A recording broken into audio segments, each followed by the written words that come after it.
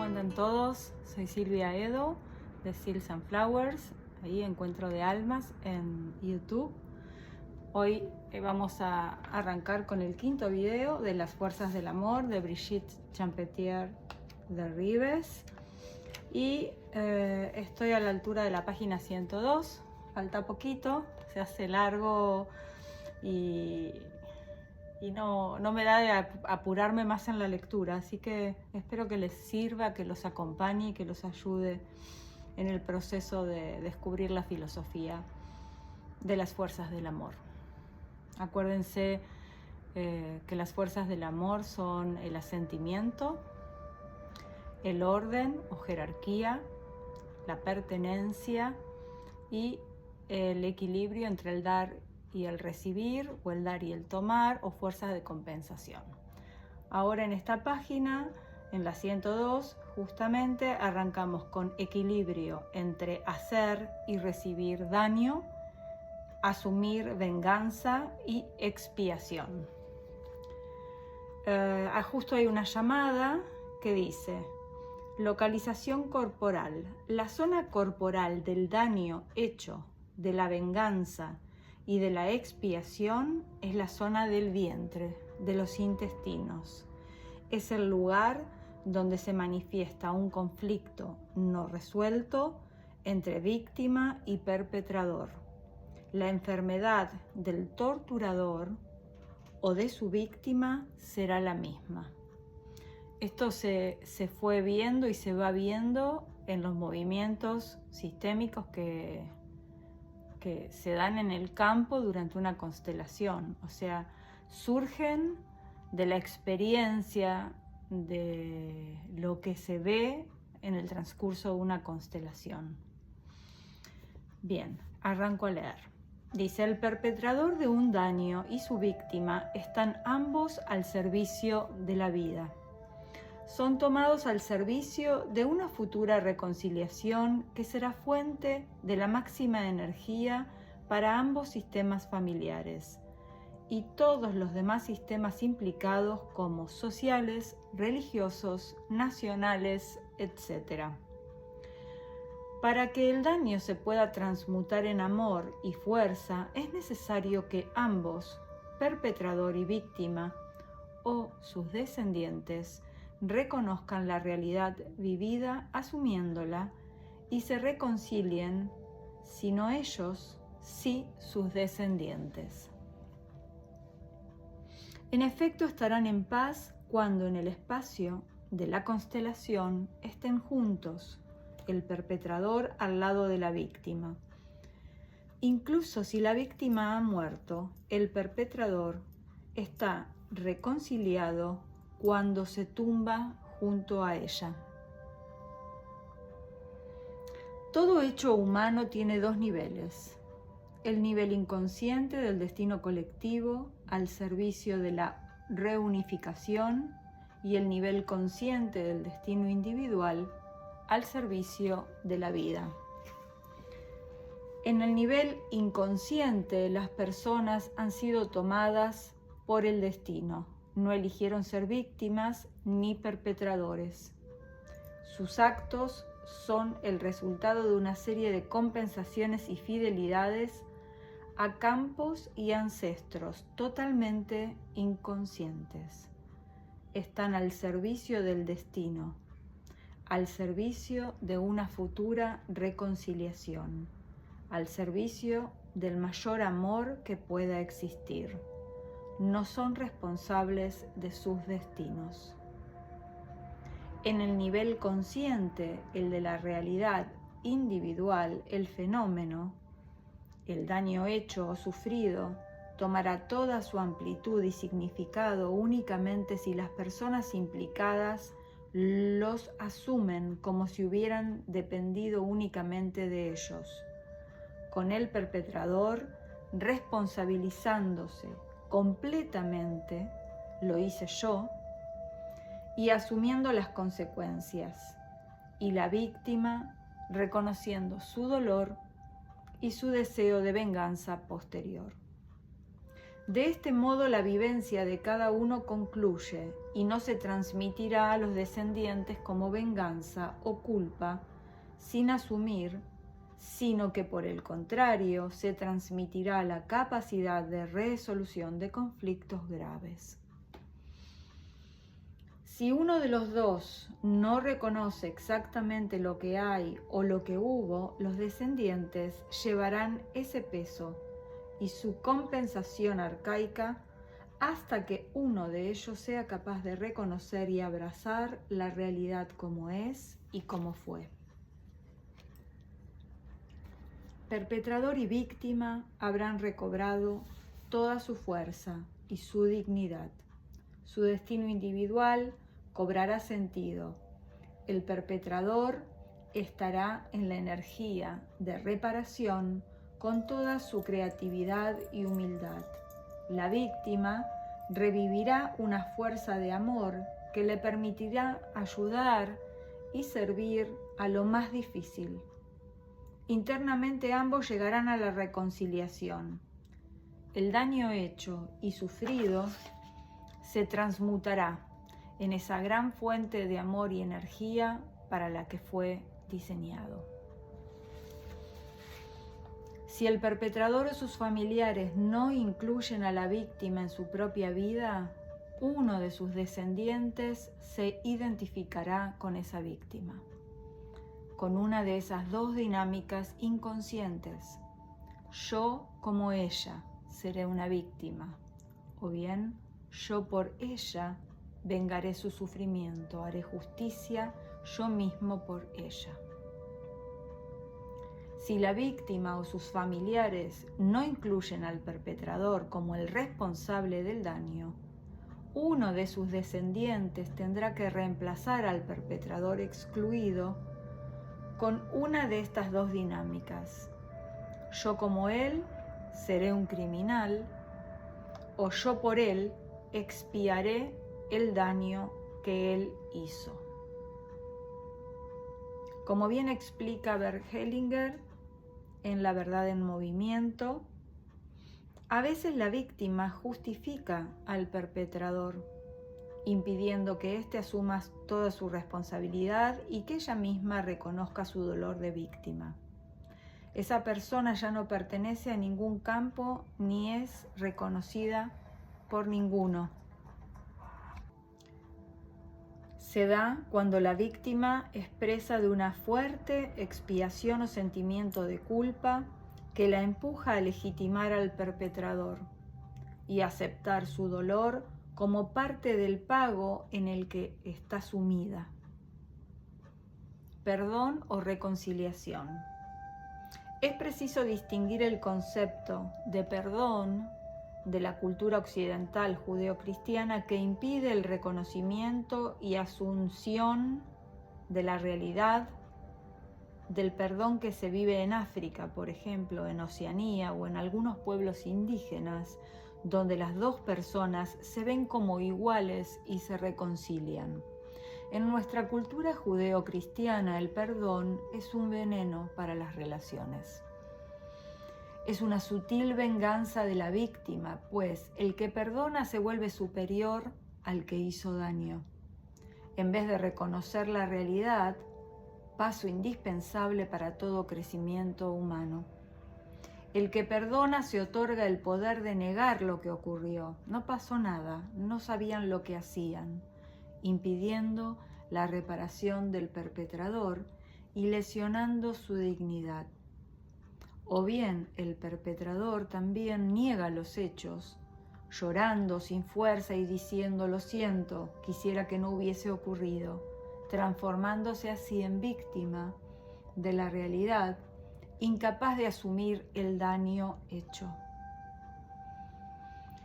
Durante años en Constelación hemos utilizado la expresión lo siento, con el sentido de estoy desolado, ojalá no hubiese pasado. Expresión que quita fuerza porque impide asumir la realidad. A veces se utiliza con el significado de me duele ver lo que he hecho. En ese caso, no estábamos acercando más al nos estábamos, acercando más al reconocimiento y a la aceptación de la realidad. El amor mayor está en aceptar la realidad tal como es. Lo siento nos quita fuerza, ya que no acepta la realidad tal como fue, pero, por ejemplo, ahora me doy cuenta de lo que he hecho, esto lo hice yo, nos da fuerza ese reconocimiento. Ahora me doy cuenta de lo que he hecho, esto lo hice yo, eso nos da fuerza. El daño hecho por nosotros fue necesario, nos volvimos humildes y al servicio de la reparación cuando lo asumimos. El sufrimiento nos hizo cambiar y crecer. Como toda polaridad, hace crecer a todos cuando se acepta, transformándose en la fuente de un futuro salto cuántico. Por lo tanto, es un error arrepentirse por haber hecho daño. Era necesario, nos explica aquí. Fuimos tomados al servicio del destino colectivo.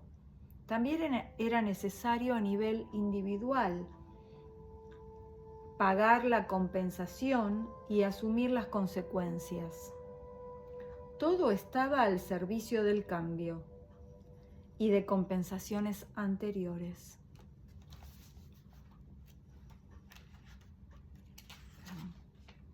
La persona estaba atrapada por la compensación arcaica. No supo vivirlo como adulto. La persona lo asume como si fuera la única responsable de sus actos. Así fue. Esto hizo, aunque haya sido querido por una fuerza mayor. De esa manera, esa persona compensa de modo adulto con su reparación y protege a las futuras generaciones, que solo heredarán de ella su amor a la vida y contribuye con su forma de actuar a la expansión de la onda de reconciliación y unificación. La reconciliación presupone que la realidad no se puede borrar y que el culpable puede hacer algo por su víctima o sustitutos, mientras que el perdón quiere borrar la realidad y la capacidad de reparación. Por eso ese perdón no es adulto.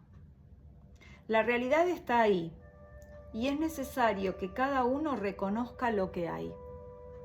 Cada uno descubre al otro y se reconocen como semejantes. El amor puede fluir y fluye intensamente si ningún tercero o descendiente se inmiscuye entre perpetrador y su víctima. Lo que ha ocurrido entre dos personas solo pertenece a ellas. Si alguien se entromete, la reconciliación será imposible. ¿Cómo se entrometen terceros? Con las denuncias, la indignación, la defensa de uno de los dos. ¿Cómo se puede ayudar sin entrometerse? Conservando en la mirada a los dos seres humanos a la vez y con la misma compasión hacia ambos, ayudando únicamente a asumir la responsabilidad, las consecuencias y las emociones primarias propias. El perdón verdadero viene de reconocer que todos somos iguales. El diálogo que libera al perpetrador y víctima podría ser el siguiente. Primero, reconocer la realidad. La víctima le dice al perpetrador: me has hecho mucho daño. Y el perpetrador dice: ahora me doy cuenta, ahora lo veo, yo lo hice, así fue. Luego, asumirla. El perpetrador dice: asumo las consecuencias de mis actos, decido reparar. Y la víctima contesta: estoy muy enfadado contigo, estoy muy enojado contigo. Quiero vengarme, quiero hacerte daño, todo el daño posible. me doy cuenta de mi deseo de venganza. Soy igual que tú, soy igual que vos. Y finalmente, en una tercera fase, digamos, verse como iguales. La víctima dice, veo el daño que mis ancestros hicieron a tus ancestros. Ese pasado ha terminado. Y el perpetrador dice, gracias por ser como eres. Esa liberación también los une para siempre. Su destino es este, resolver algo trágico del pasado a través de su enfrentamiento y posterior reconciliación. Ninguno de los dos eligió ser víctima o perpetrador. El destino los puso en ese papel para que todos los demás se pudiesen beneficiar de su reconciliación. Para que ambos lleguen a esta liberación, el mayor trabajo interno viene de la víctima. Cuando se da cuenta de su rencor, venganza o victimismo, ve que se ha transformado en un nuevo perpetrador. A menudo más feroz que el que hizo daño, que el que le hizo daño. Para esta transformación hay que estar mirando el presente. Y la gran tentación para cualquier víctima es no querer olvidar el pasado, seguir con la mirada fijada en aquel momento del pasado. De esta manera, uno utiliza su recuerdo para justificar cualquier acción del presente y no asumir su nueva responsabilidad. Los perpetradores que se justifican tienen todos la mirada en el pasado. Y en vez de asumir su responsabilidad actual, se la cargan al que les hizo daño. Siguen viviendo de su victimismo. Todos hemos sido víctimas en varias ocasiones y todos nos transformamos inmediatamente después en perpetradores. ¿El perpetrador es siempre una antigua víctima o está intrincado con una? A no ser que se trate de un trauma que paraliza la energía de la persona, los adultos reaccionan en cuestión de segundos a una agresión. Su capacidad de supervivencia no les permite permanecer en víctima. Inmediatamente se defienden, reaccionan o actúan. Solo los niños permanecen como víctimas inocentes. Cuando un adulto se presenta como víctima, está representando, está en el drama, dándose importancia. Se quiere hacer pasar por víctima cuando ya se ha convertido en perpetrador. Al ir de víctima, niega el daño que hizo para defenderse desde que le agredieron y se siente justificado para seguir en su actitud de acusación o de queja, es decir, para seguir haciendo daño. Quiere que se le tome por un niño para no asumir ninguna responsabilidad. La indignación y la queja son su medio de expresión. Con ellos quiere desviar la atención. Los malos, los responsables, son otros. Él es un pobre pringado, dice aquí. Evidentemente no está en su estado adulto, sino en la manipulación en el famoso triángulo dramático de Karpman. Aquí hay una llamada donde habla de este concepto del triángulo dramático de Karpman. Es un concepto de análisis transaccional que fue desarrollado por Edwards en el libro que se llama así, El triángulo dramático de Karpman, por si quieren buscar el libro, en el que uno pasa constantemente del estado niño sumiso o rebelde al estado padre crítico, es decir, de la víctima al perpetrador y del perpetrador a la víctima, etc., para poder mantenerse en el drama, lejos de la energía adulta. Con la queja uno se desconecta de la vida. la rechaza de plano, tal como es, como si para esa persona la vida no fuera válida. Quiere hacerse pasar por víctima, niega su parte de responsabilidad como su capacidad de reacción.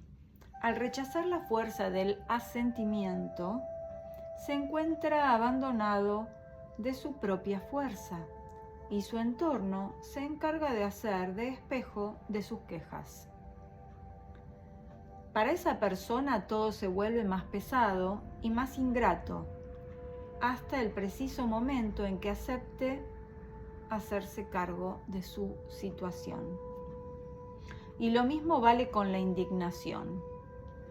El indignado está frente a un espejo de su buena conciencia. Él sí lo habría hecho de otra manera, pero una buena conciencia de niño impotente. Solo los que están en la impotencia se indignan. De este modo justifican su inacción y su falta de compromiso, aliviando con ruido su mala conciencia por no hacer nada. Las quejas y la indignación son maneras de no asumir ninguna responsabilidad. Así se justifica el rechazo a actuar desde el adulto y solo aumentan la propia impotencia. Los que se indignan reaccionan. No actúan, reaccionan con pasividad, agitación o violencia. Leo la llamada que hay aquí. El análisis transaccional describe estos tres comportamientos como juegos que mantienen una descalificación de la realidad y permiten seguir lejos del estado adulto. En el análisis transaccional se habla del estado niño, el estado adulto y el estado padre.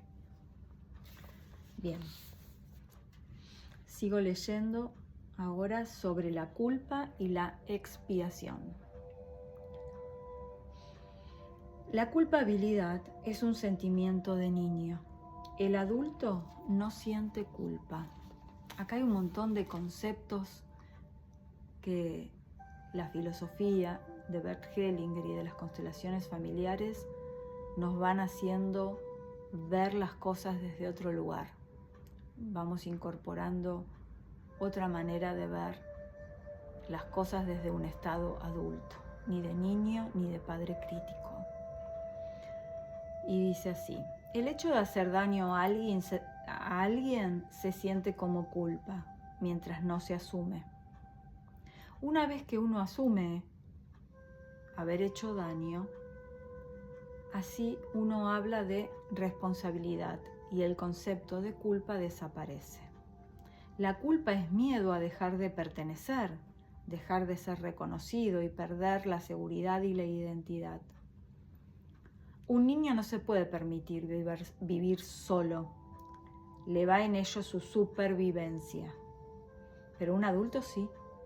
Un adulto suelta una pertenencia para abrirse a otra y es capaz de enfrentarse al cambio de identidad e imagen.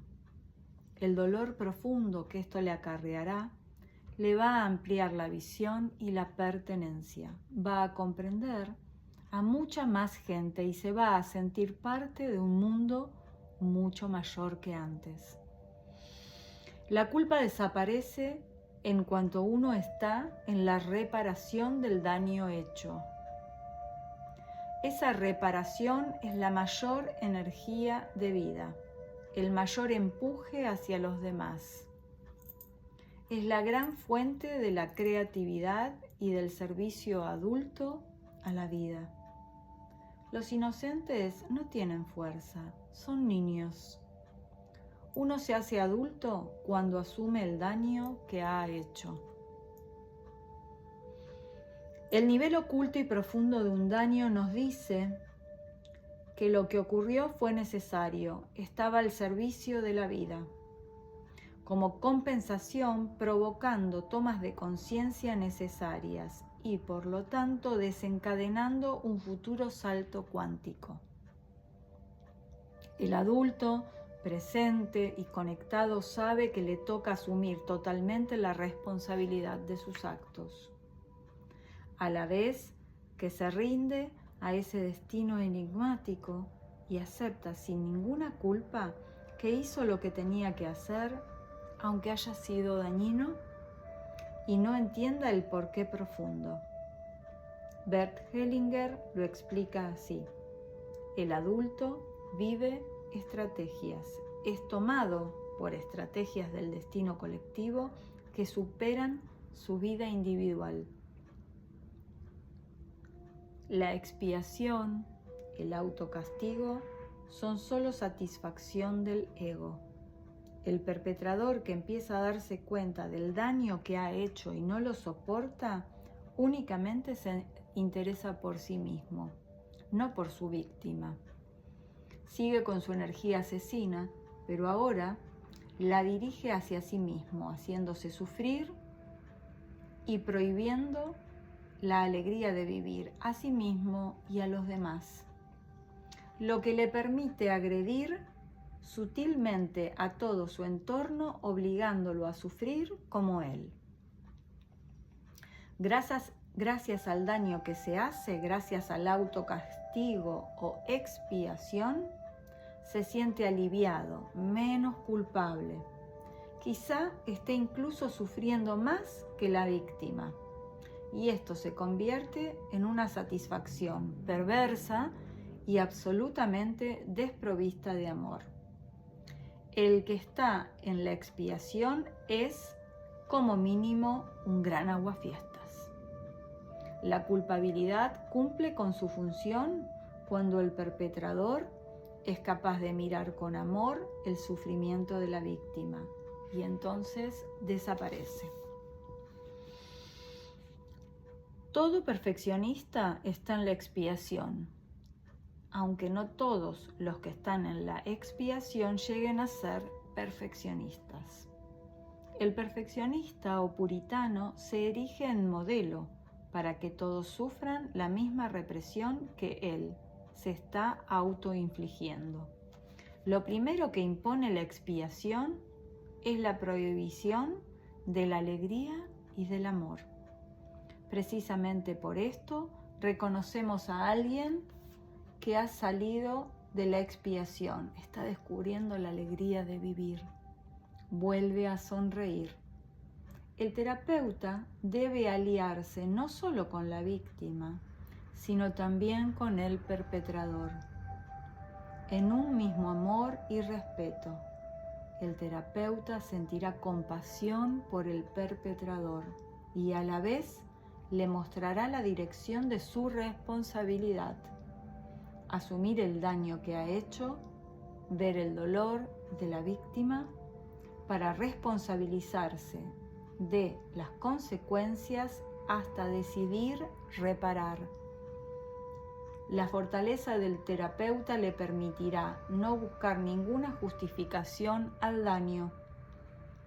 Al mismo tiempo es consciente de lo siguiente: todos actuamos empujados por fuerzas superiores a nosotros mismos, por lo que solo puede haber solución a un crimen, a una falta o a un sufrimiento infligido a alguien si el terapeuta es consciente de que el culpable es también fiel a su sistema y a algo más grande.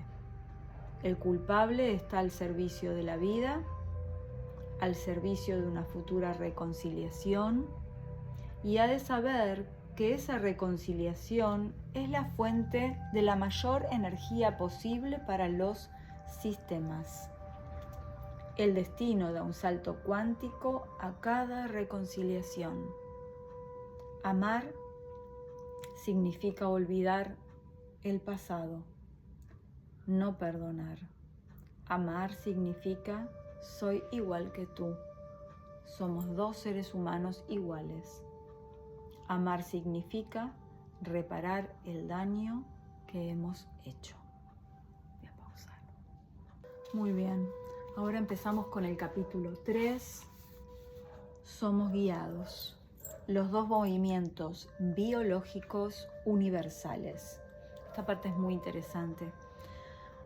Dice, en todos los seres vivos, la vida señala el camino de su desarrollo directamente en su biología. Todas las células están animadas por dos movimientos que las avisan en cada momento de si están tomando la buena dirección para realizar su cometido. Estos avisos dirigen su supervivencia y les permiten adaptar su actividad al nuevo entorno detectado. Desde la ameba, nuestro mayor ancestro, todas las células de los seres vivos tienen dos movimientos base, uno de expansión y otro de contracción. En el modo expansión, las células se abren al entorno activando todas sus funciones vitales de respiración, nutrición, reproducción y relación, cumpliendo con su función respectiva. En cuanto se presenta un peligro, la célula pasa al modo contracción o evitación, en el que se contrae sobre sí misma para evitar el peligro, intentando hacerse invisible y sobrevivir, ahorrando toda su energía gracias a la restricción máxima de sus funciones vitales. Deja de nutrirse y respirar. Deja de reproducirse, evitando relacionarse con el entorno peligroso. Cuando el peligro se ha alejado, algo avisa a la célula de que puede retomar su expansión. Acuérdense de esos dos movimientos, supervivencia y vida, expansión, todo, ¿no? ¿Qué pasa cuando tengo que entrar en modo supervivencia? Me marchito, me achico, me quedo quieto. Bien, sigue la lectura. En otras palabras, existen entonces dos movimientos universales que guían a todos los seres vivos. Un movimiento hacia la vida y un movimiento de evitación de un peligro, es decir, de la muerte. Estos dos movimientos se perciben en cada una de nuestras células. En todo momento estamos o bien empujados hacia la vida y la realización de nuestro propósito, o bien frenados en cuanto se asoma un peligro para esa realización. Cada célula recibe información de lo que puede perjudicar su misión. Por ejemplo, una célula de la epidermis no recibe la misma información que una célula del hígado. Esa información, expansión, evitación, es específica para cada célula. Los biólogos hablan de un instinto de propósito que dirige a cada ser vivo desde que existe, aunque sea un ser tan primitivo como los unicelulares. El individuo es guiado a lo largo de su vida, de toda su vida, por diferentes vías. Las sensaciones internas, las metáforas de todo tipo, que son el idioma del inconsciente, las sincronicidades, las múltiples intervenciones del campo, es decir, de la realidad misma, y entre ellas los conflictos externos. La libertad de la persona le permitirá seguir o rechazar las señales recibidas a cada instante. En momentos claves estas señales son más contundentes, aunque la decisión de acatarlas sigue siendo libre. En efecto, cuando todo va bien, la sensación es sutil. Pero en cuanto nos ponemos en peligro, la señal se hace cada vez más invasiva y molesta, esperando así que la persona rectifique su actitud. Veremos que la señal va a utilizar desde cualquier síntoma desagradable hasta una enfermedad, un accidente o un conflicto con una persona de la que no podemos imaginar que esté tan en sintonía con nosotros. Nuestro guía nos indica cómo avanzar primero hacia la supervivencia y luego hacia la autonomía del adulto. Nos avisa cuando nos alejamos de las fuerzas del amor o cuando nos dejamos atrapar por la resonancia peligrosa de una compensación arcaica. Nos orienta a la realidad presente, nos reconduce hacia nosotros mismos y desde nosotros mismos nos lleva a los demás al amor y la acción. El destino individual. El ser humano, este instinto biológico de propósito, en el ser humano, este instinto biológico de propósito nos avisa de nuestra misión desde la concepción. Misión que nos lleva simultáneamente de la fusión del niño a la autonomía adulta y de lo colectivo a la individuación. Ese propósito o misión es el logro de nuestra autonomía en sintonía con todo. Es la entrega al presente, es el servicio a la vida. Esta misión propósito es una propuesta que se reactualiza tras cada una de nuestras respuestas. En efecto, en cada momento transformamos nuestra misión y con ella nuestro destino.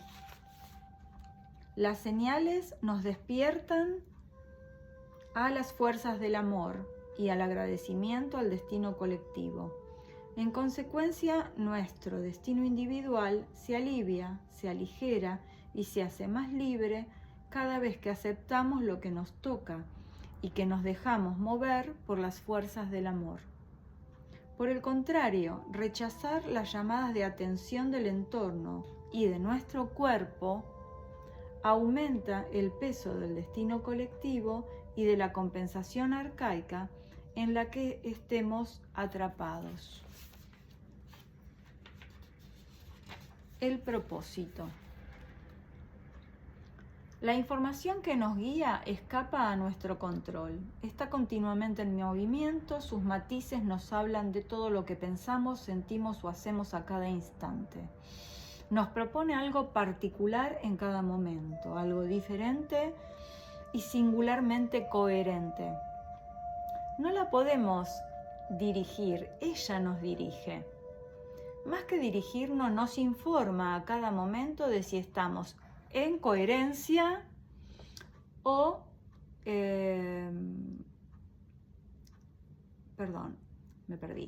No podemos dirigir esa información. La información nos dirige a nosotros. Más que dirigirnos, nos informa a cada momento de si estamos en coherencia con este propósito de vida o no. Aunque ignoremos dicho propósito y nos cueste seguir el guía por lo alejado que estamos de él, ese guía está siempre presente en nosotros. Cuanto más presente estemos, mejor lo reconoceremos, hasta que podamos darnos cuenta de que somos uno con él, nuestro adulto, y esa percepción de la dirección son uno. Nuestro adulto y esa percepción de la dirección son uno. Cuanto más lejos del adulto, menos aceptamos sus mensajes, hasta que quizá una crisis más violenta nos sacuda y nos abra los ojos a otra realidad. Entonces podremos entender. Ante todo, se trata de renuncia y rendición. El propósito es estar presente en la vida a cada instante de nuestra existencia, agradeciendo lo que llega y haciéndonos cargo de nuestra vida. El presente implica estar en el adulto, en el amor mayor, en las emociones primarias y en la acción. Implica renunciar al drama, al victimismo y al pasado, rendirnos con agradecimiento al presente tal como es. Evidentemente no es una elección fácil, ahí reside su grandeza.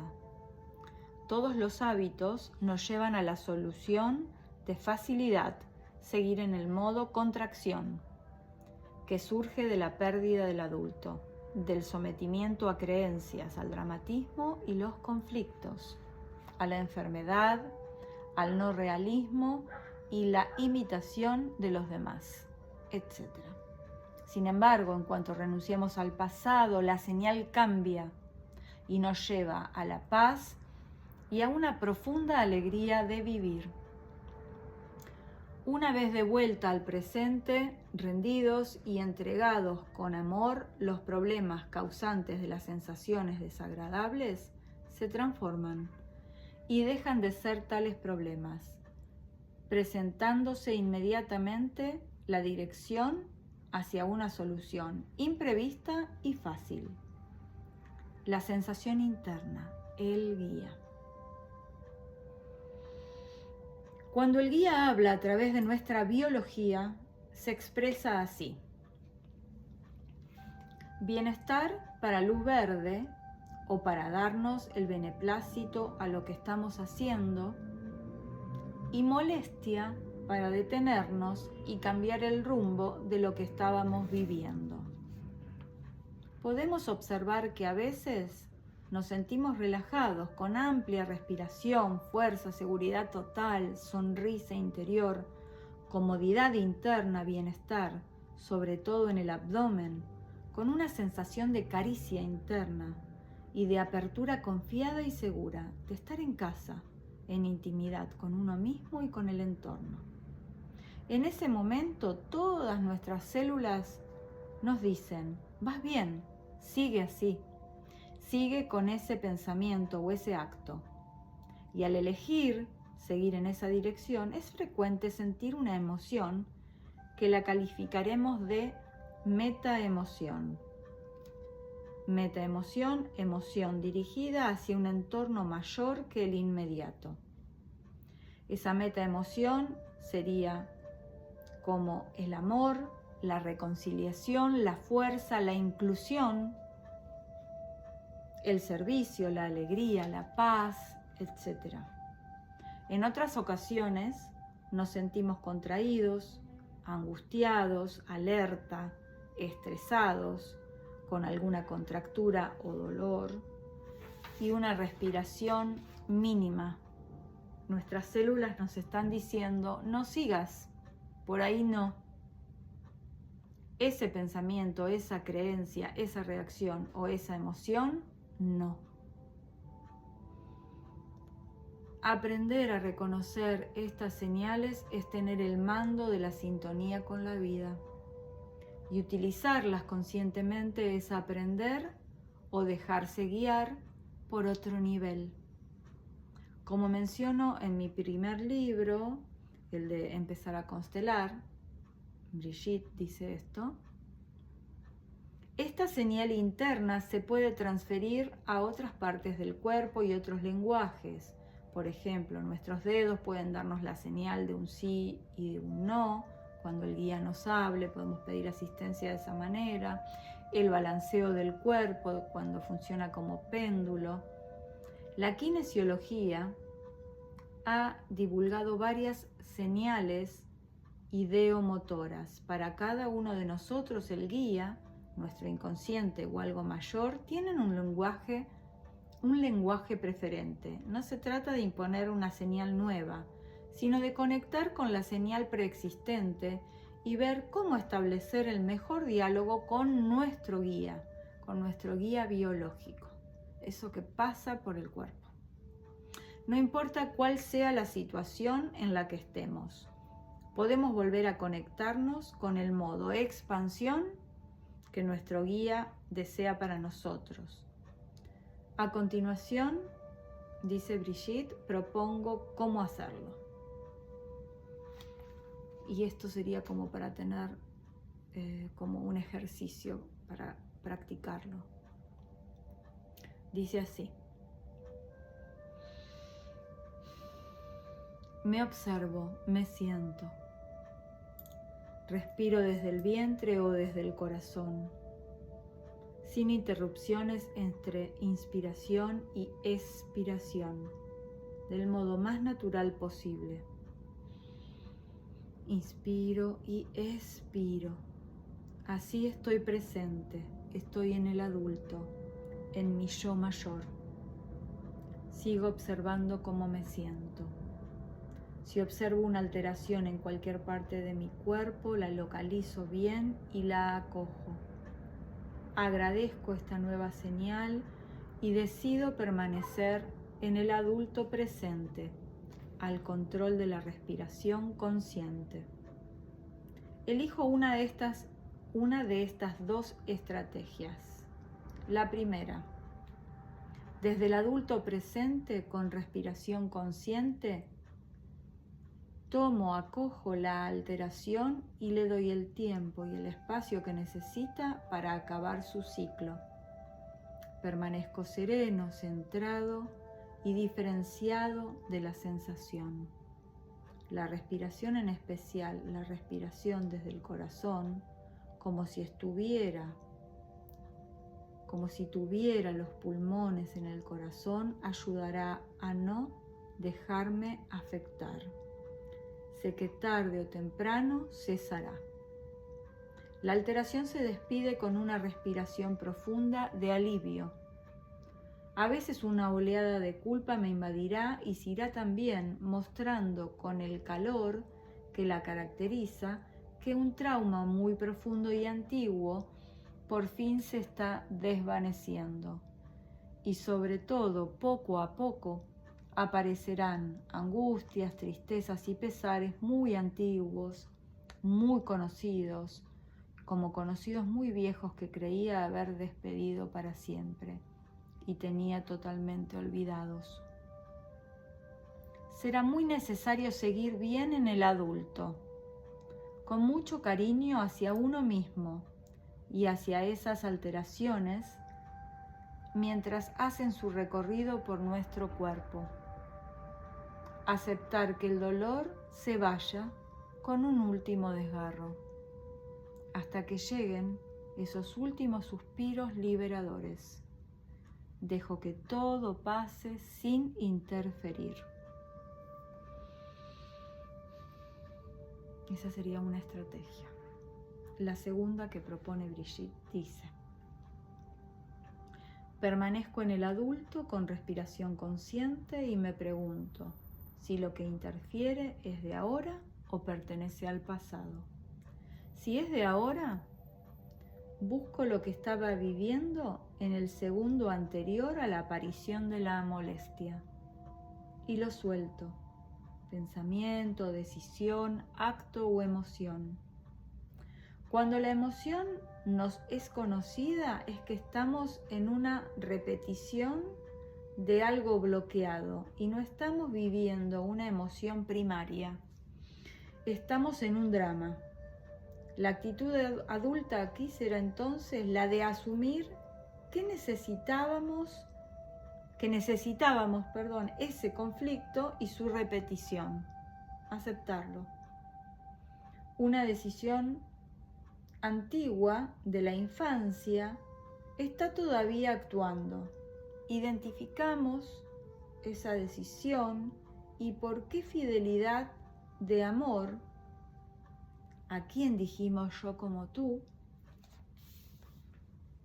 y por qué fidelidad de amor, a quién dijimos yo como tú, la tomamos, o por qué dinámica inconsciente de amor, yo por ti, yo por vos, yo soy tú, yo soy vos.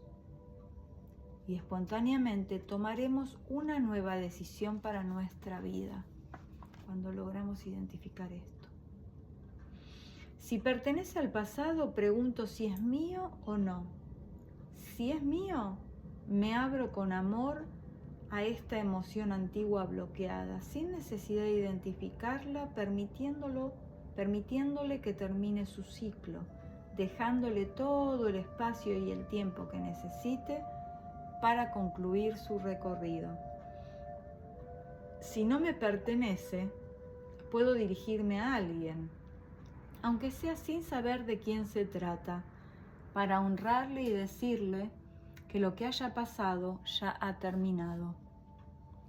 Y una de estas frases nos ayudará a volver a nuestra vida. Podemos decir: te libero de mí. Yo soy yo y tú eres tú. Tú por ti y yo por mí. ya está todo pagado. Me permito ser como soy, etc. Pueden surgir otras frases. ¿Qué es este guía interno? El guía interno existe sí o sí. Busca nuestro agradecimiento a la vida como es y precisamente nos avisa cuando nos alejamos de ello por estar renunciando a fluir con la vida como es, transgrediendo alguna fuerza del amor. La sensación interna tiene como meta ayudar a sintonizarnos con la vida. Esta sensación, reflejo de una conciencia que nos guía a cada uno junto con todos, es permanente. La conexión con esa conciencia, con la presencia, con ese algo mayor, es permanente mientras estamos vivos. Hagamos lo que hagamos. Es decir, estamos conectados desde nuestra concepción sin que tengamos que hacer nada para conseguirlo. Y tampoco hace falta que sepamos para qué. El propósito nos guía, no nosotros a él. El propósito nos guía, no nosotros a él. La señal sensorial es mi vínculo biológico a algo mayor que me guía. Es mi vínculo biológico a algo de otra naturaleza que me informa y me conecta sin cesar. Soy conexión, haga lo que haga, no necesito hacer ni saber nada, lo soy.